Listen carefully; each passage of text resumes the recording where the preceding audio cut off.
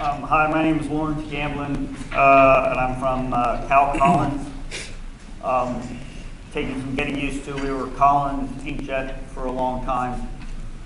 And like I said, yeah, I started in Inkjet in 1981 and started formulating inks in 1982. I am not a chemist, and so I have no idea how that worked out. But I have the attention span of a gnat, so please, I apologize if I start jumping around. I've had this image in my head of what it would be like to see one of my presentations, and I was thinking about, being on a chairlift going up the mountain, and every once in a while you'll see a guy come onto a slope that he has absolutely no business being on. And you kind of watch him go down the mountain, not because you care one way or the other what happens, but you're sitting in a chair 10 meters off the ground. You really don't have anything else to do.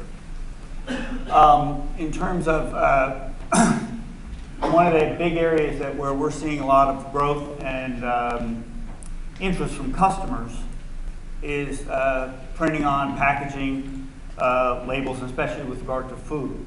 Because there's a lot of packaging applications. There's some very good solutions out there, UV, water-based with laminates. But once you get to food, you have migration, rub resistance. Now you're getting with brand owners who, can be incredibly particular when it comes to how the product looks. And this is just my opinion, but that piezo is going to remain the dominant technology there. Thermal, you can do a lot with thermal, but a thermal head, you're boiling the ink. And when you boil the ink, that limits what you can put into your inks, because as the ink heats up, does that stuff start building up on the heater? It's like scalding milk in a pan. Piezo, you're just squeezing the drop goes out. On continuous, there's some other challenges, but it does have one advantage, that you don't have high boiling point solvents, the gooey stuff you stick in the ink to keep it from plugging the nozzles. So the major alternative approaches: water and solvent-based inks, UV curable, and Electron Beam. Now, with food packaging, there's a lot of regulations. There's here in Europe, there's the Nestle standard, the Swiss ordinance, the German ordinance.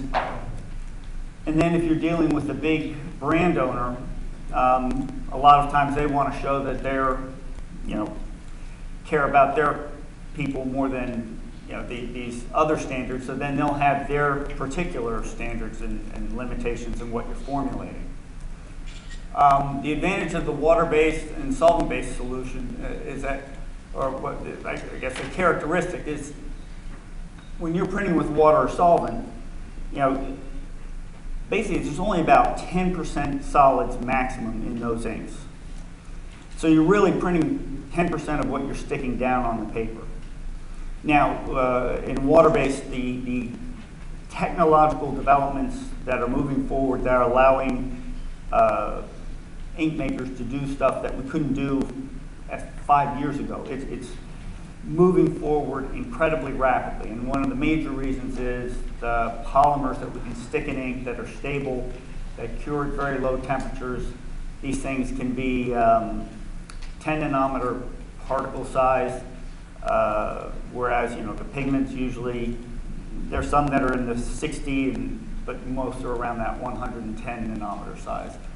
So, but you're printing with 10% of the solid, so getting high holdout and colors that look vibrant. You can do it, but it's not as easy.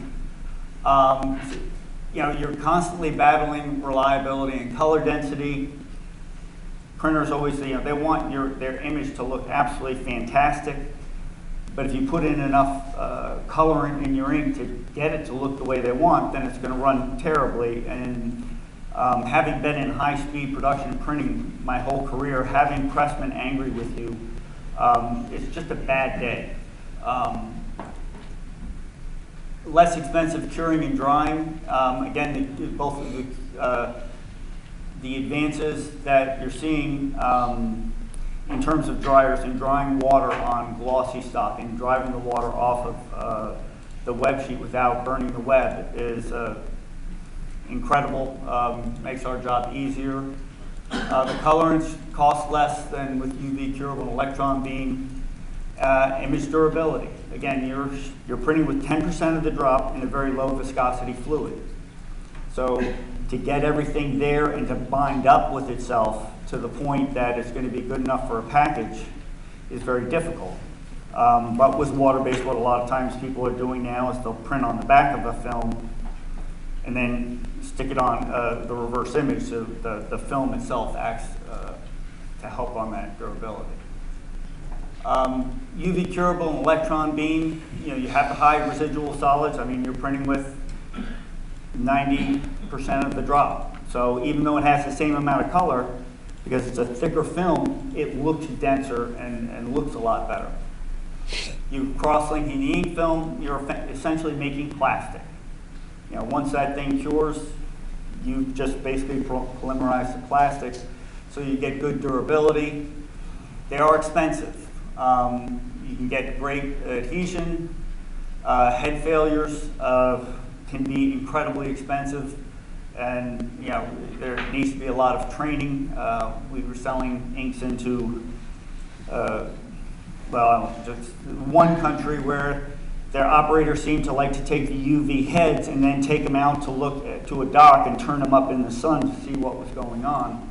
And with the UV ink, all of a sudden we had basically a brick that used to be a print head. So, challenges for inkjet, solvent, water is fairly self-explanatory. The one area with UV ink that's difficult as you get into food packaging is that low odor, especially if something's in a pack and you're doing primary packaging and it's overwrapped, trying to maintain that odor, again, for the brand owner. Printing on film with solvent inks, you can do it. Water-based inks, you get the odor, and it's actually getting to the point, and seeing some examples. I was trying to get one of my coworkers to let me show a brief video clip of a water-based printing on film at 40 meters per second. I was impressed, but I'm a nerd, and he couldn't release that video yet because it's NDA and stuff. So anyway, I'll go on. This is just what I was talking about with the different inks. The bubble formation, that's where you'll get a buildup with thermal inkjet. With continuous, there are a number of problems with this looking forward. And so I have some doubts about it in terms of the way the droplets form, and then what you can put into the ink in terms of the solids level and the temperature stability going through the continuous head. All right, so what can inkjet do and what are the limitations? And then, of course, the economics. Water-based, as I was saying earlier, the adhesion, rub resistance, and drying. I mean, water dries slowly. If we took a drop of water and put it on one of these tables, at the end of the day, that water's still going to be there. So, luckily there's some smart people that are working on that, but it's always going to be the enemy. The advantage, health, safety, and environmental. There's a lot you can do there to make safer inks. The polymers you put in, they're safe. It's easy. It's not quite as easy as it's not a no-brainer, but it's a lot easier than doing UV or EV inks. And then the cost intrinsically. I mean, if an ink is 70 to 75% water, that's really cheap, and I thank God for me. The challenges for water-based things, say printing on film and other stocks is, with a poor drying, you're going to get this color bleed. So how do you get the ink to hit the surface and trap where you're putting it so that you maximize the density that you can get out of it? On paper, you get a lot of the water's going into the paper because as you're heating it, you're not only evaporating water, but you're lowering the surface tension and the viscosity, so the ink's going to tend to dive into the substrate faster. But if you in a non-absorptive situation, now the colors can bleed together. So how do you get it down there and stop? And intercolor bleed there's a lot of patents in that area, so you have to be very careful with what you're doing and how you go about getting around those things. The other challenge, and this is a challenge that's going to happen as inkjet gets into higher and higher production. I would be a very rich man if every time I've had customers come to us and say, there's a problem with your ink. And that is a fundamental rule of inkjet, it's always the ink that's the problem. And if you just say, well, it's not the ink, then now you have a mad customer who's having problems. So you end up learning you just have to solve the problem with them. But when you end up finding 75% of the time is even though customers say nothing changed, you get a sample of the new stuff and the old stuff, and so they've gotten a truckload of substrate and the ink's not printing on it, and you show that, look, the ink behaves differently on this. And they go, oh. But at that point, they have a truckload of substrate. And so as the ink maker, you got the press isn't changing at that point. The substrate's not going to change. They have a truckload of it. So as the ink maker, you're the one that is in a position to actually do something to help. So in this case, where you're not getting as much dot spread on this substrate, and when you're printing on the film, it's also, all right, we don't want it to spread so much that it bleeds, but can we spread enough to fill in so you're not seeing the film underneath, which takes away from the optical density. And just one thing is that, all right, the move is to pigment inks, and again, pigment inks are really going to tend to win in terms of the chemistries. So I was talking about the polymers. So you can put these polymers in the ink to make an ink film, but then you can also put polymeric functionality on the outside of the pigment dispersion, and that outer functionality can be tailored, which is one of the reasons why that's going to allow printing on film, printing on metals with water-based inks, printing on things that you can't otherwise print on. It also increases the optical density on things like coated board, because pigments, when they were first developed, people would just grind up the pigment, put some functionality on the ink. But if you printed ink on ink, that was going to rub off. Then people started using dispersants that had some functionality, and now a number of companies have worked on, it would be called encapsulated. It was a term used a few years ago, where the inner ring on the dispersion is a hydrophobic ring, and then they basically just graft whatever functionality you want on the pigment. And these tend to run better in heads, you get better decap, and this is one of the reasons that people can print on stuff that they couldn't print on before. And that's really the key driver that's going to keep making water-based viable in things like food packaging. Because you can have, now your ink is almost like the same polymers that you have in the ink, or your pigment is the same as the polymers that are in your ink. So it's part of your ink film, as opposed to having to create an ink film that holds on to an independent particle.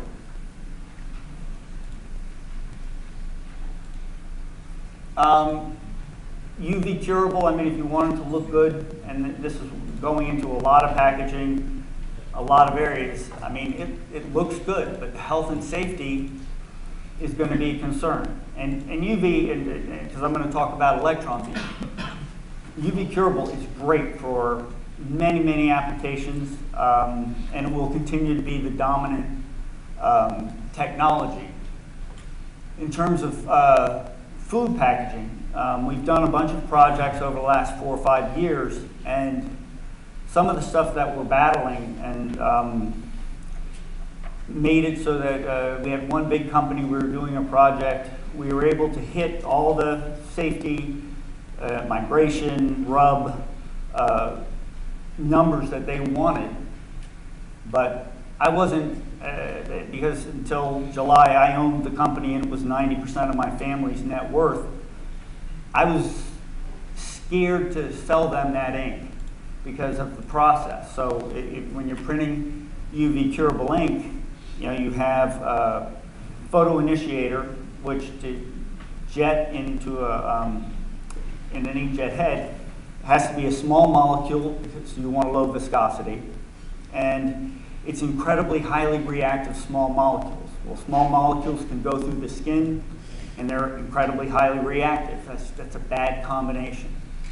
One of the other things we were constantly battling is that we would make one ink, and the monomers and oligomers, if those, we had just a little bit of excess of those would leach out and migrate. If we up the photo initiator, now you'd have a little bit extra photo initiator, which could migrate. So maintaining this delicate balance to get the migration results for food packaging was incredibly difficult.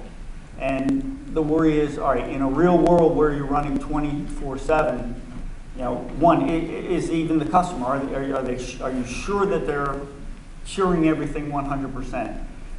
Is anything going on with the ink in your process and product variation that could cause one or more of the ingredients not to react and then therefore migrate? And so I'm from the United States. We have a lot of lawyers, and it's just not a fight that I wanted to get in. So that's where the process control, I mean, it's a good technology. You can do pinning after each color, which, especially on a lot of bottles, labels for bottles, you want to print a base white and then do your variable data printing over that. And you can do that. Odor, again, you're always fighting odor. There are ways of reducing it, but it can still be a problem, especially if you put something on a package and then that's overwrapped. That smell will be there. And then, as I said earlier, head failures. Electron beam, met a guy 5 years ago who used to run an electron beam manufacturer. And he said, keep an eye on it because the price and the costs are coming down. And so I did, and started doing a little bit more research into it and the advantages and disadvantages. And when it comes to food packaging, especially with high volumes, it offers some incredible advantages. You get the cure of UV ink, and it's a controllable process that you're shooting electrons through the ink. Let me go to this. I have pictures. Oh, there. So with electron beam, you have a sealed bulb with a tungsten lamp, and it's shooting electrons through the ink. If you give the ink a certain cure dose, you know it's curing. And we've done a lot of testing at Kao Collins. We were, that I know of, one of, if not the first company to buy an E-beam curing unit that is for a 10-inch web, so we could actually duplicate what can be done, and prototype for a customer, because nobody's going to buy it until they see it. And we've been amazed at how much control we have over the cure from, so that there is no migration. With UV, the pigments themselves, you're shooting photons and they can bounce off the pigments, and again, controlling that process, making sure you're getting a full cure, because at least with free radical UV inks, you print the dot and you can cure it. You can have a surface cure, but it could be like a spongy brownie, which again leads you to question, how good it is. One of the problems with electron beam is these things are pretty heavy. Now they're not as, the one we have is about 24 inches in the web direction. The cylinder is about this big, but it weighs 400 pounds. You're not going to move it around like you can move around UV. You can't, unless you have another one of these, you can't print a white and then pin it, so then you can then put the other image on top of it. Low odor, these are just naturally, there's less of an odor. Again, with brand managers, you're always going to be battling whether it's good enough or bad enough, but the advances over what we can do with UV are phenomenal. The other thing, from a reliability standpoint, the inks run like the old oil-based inks. Oil-based inks for a long time was the standard in piezo, and they just won't dry out in the head. Well, this has nothing in the ink that's going to dry out in the head or cause the nozzles to plug up. So there'd be lower cost inks, more reliable inks. From a cost standpoint, for us to do on a very heat sensitive substrate, for us to do the same curing with LED UV, the curing would have cost, I think, about $150,000. This was $200,000. So it's because of the difficulty, especially with temperature-sensitive materials. It's in the ballpark, especially if you're offering the customer a lower running cost. And the other thing which I failed to mention is electron beam really doesn't put any heat into the substrate. So whereas even LED UV curable, that is something, especially on thin films, that you have to worry about. That are you heating your substrate? Thin plastic films melt. So that's what our system looks like. As I said, in this direction, it's actually bigger than the thing is. It's about 2 feet. I could do it, 65 to 70 centimeters. My math is right. And we're getting a lot of interest from it, for candy wrappers, for other things. The Coke example is, it's great for our business, because my understanding was Coke sales, when they started putting the name on the bottles, their sales went up by something like 14% because of that program. And there's all this talk about mass customization, and I have no idea how that works. And my answer to your question about the other infrastructure to support it would have been, look, I'm doing the printing part. That's somebody else's problem. So I guess the conclusion I make is not to give up on water-based. What's going on in the world of water-based inks? Granted, I'm an absolute total nerd, but it's an exciting time to be making inks because of what we can do that we couldn't do a few years ago. EB's likely to become dominant for high volume applications. Again, because it's so heavy and moving it around, you're going to need something that's dedicated to it. Heat sensitive applications does a phenomenal job. And if you want to see, we have some print samples, the EB samples of a foil printed over at our booth. The rest of our stuff didn't come in, but we have that. And then where migration, health, and safety are paramount, again, you know, you have a much better chance with this just because every time we put an ink down, and if we give it the right cure, we know it'll meet the health and safety standards for migration that are going to be needed. That being said, UV is going to continue to be the best alternative for, you know, the lion's share of applications, because, you know, if it's a thick plastic cup, okay, you can pass the migration standards there. There's a lot of areas where it will work, it does work, it's an easy solution, and the lamp makers, I remember when a 4-watt LED lamp was like, you know, you're doing good, and now there's like a 16-watt lamp that you can get out there, and that's within 4 or 5 years. But to be honest, that's the main one EV is it just makes too much sense and it's going to happen, but really water-based in many, many applications, and with a lot of the things that are going on that a lot of people are doing, is going to take on a much more significant role than I ever would have guessed. I think that's it.